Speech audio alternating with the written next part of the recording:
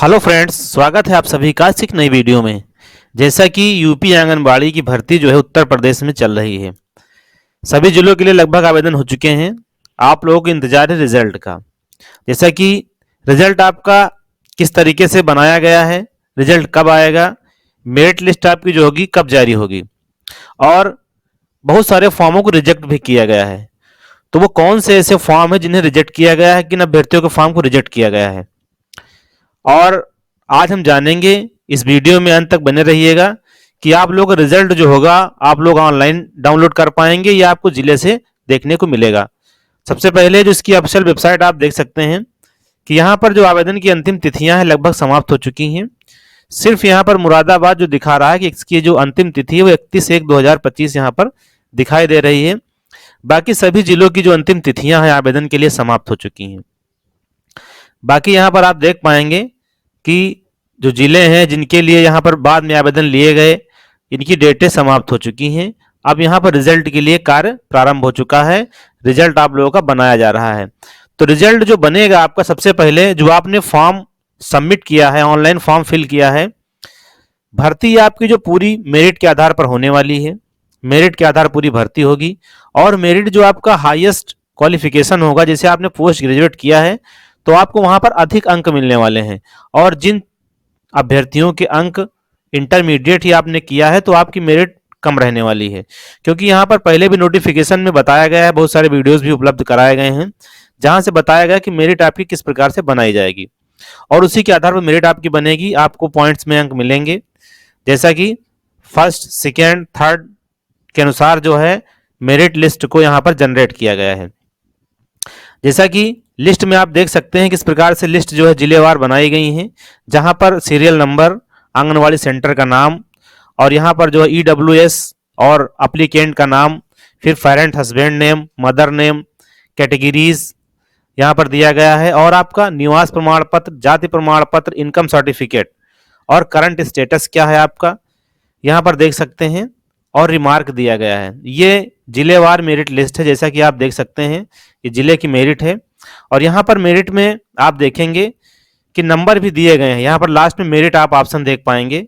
Merit में दिखाया गया है, यहाँ पर सबसे ऊपर इसे लिखा हुआ है 19.294। यहाँ पर जो अभ्यर्थी हैं जिसका नाम यहाँ पर दिया गया है, और उसके बाद में जो है उसकी कैटेगरी दी गई है।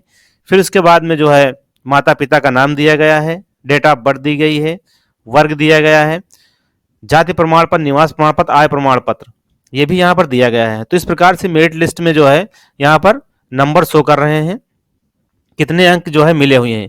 ये लिस्ट आपको अभी देखने को नहीं मिलेगी।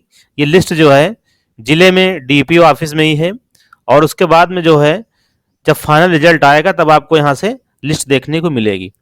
लेकिन इसमें जैसे कि बहुत सारे फॉर्मों को रिजेक्ट किया गया है।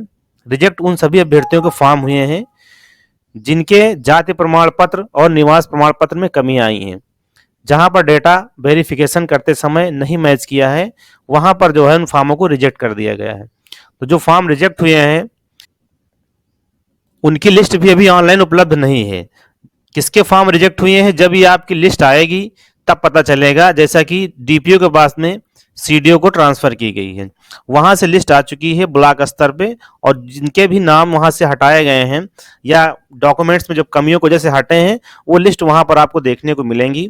उसके बाद में मेरिट लिस्ट जब जारी की जाएगी तो उसमें रिजल्ट में परिणाम देखने को मिलेगा।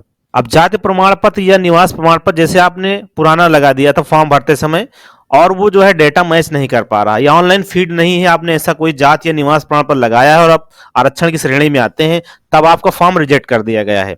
यहाँ पर देख पाएंगे जो नंबर भरे गए हैं, यहाँ पर जाति प्रमाण पत्र, निवास और आय के यहाँ पर शो कर रहा है।